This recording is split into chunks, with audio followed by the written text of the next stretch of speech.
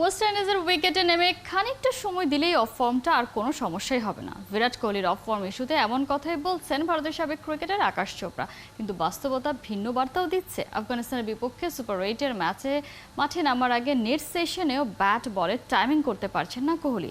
সেরা 8-এর মূল লড়াইয়ে ভারতীয় ব্যাটার আদৌ রানে ফিরতে পারবেন তো? খালিদ জামনের রিপোর্ট।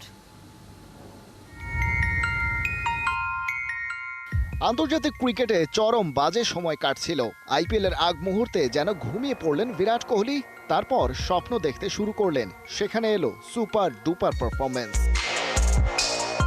2024 আইপিএল আসরে হলেন সর্বোচ্চ রান গেটার। 15 ম্যাচে 741 রান করলেন রয়্যাল চ্যালেঞ্জার্স বেঙ্গালুরুর জার্সিতে। 61+ গড় আর প্রায় 155 স্ট্রাইক রেট।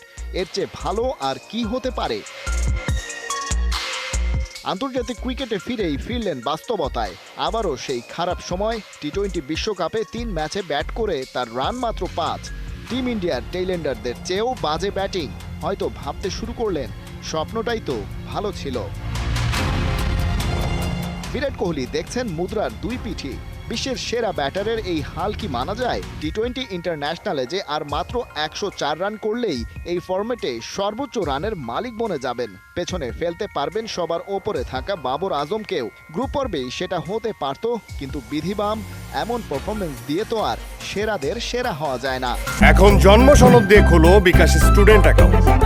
নিজের বিকাশ নিজে কর। কোহলিকে নিয়ে নানা মত আর বিভিন্ন পথের কথা বলছেন অনেকেই। আকাশ চোপড়া যেমন বললেন, সুপার 8-এর লড়াইয়ে কোহলিকে রোয়ে শোয়ে খেলতে হবে। সেটা পারলেই এই অফ ফর্ম কোনো সমস্যাই হয়ে দাঁড়াবে না। বার্বাডোসের উইকেট যুক্তরাষ্ট্রের ভেন্যুগুলোর মতো হাফ ডান নয়, দুই পাশের বাউন্ডারিও খুব বড় না। তাই বুঝে শুনে খেলতে পারলে রান বের করা সম্ভব। কিন্তু আকাশ চোপড়া যা বলছেন তেমনটা যে হবেই সেটা তো নিশ্চিন্তে লিখে দেওয়ার উপায় নেই। বিশেষ করে ওয়েস্ট ইন্ডিজে ভারতের প্রথম দিনের প্র্যাকটিস সেশন যারা দেখেছেন, তারা সেই ব্যাপারে যথেষ্ট সন্দেহ প্রকাশ করছেন।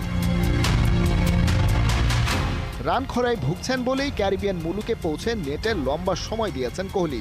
পিটিআই জানাচ্ছে, কুলদীপ যাদবের বলে মেন ইন ব্লু ব্যাটার মোটামুটি ঠিকঠাক হলেও রিজার্ভ বেঞ্চে থাকা পেসার খলিল আহমেদের বলে একদমই টাইমিং হচ্ছিল না। বডি ল্যাঙ্গুয়েজে সে কারণে হতাশাও চাপা থাকেনি।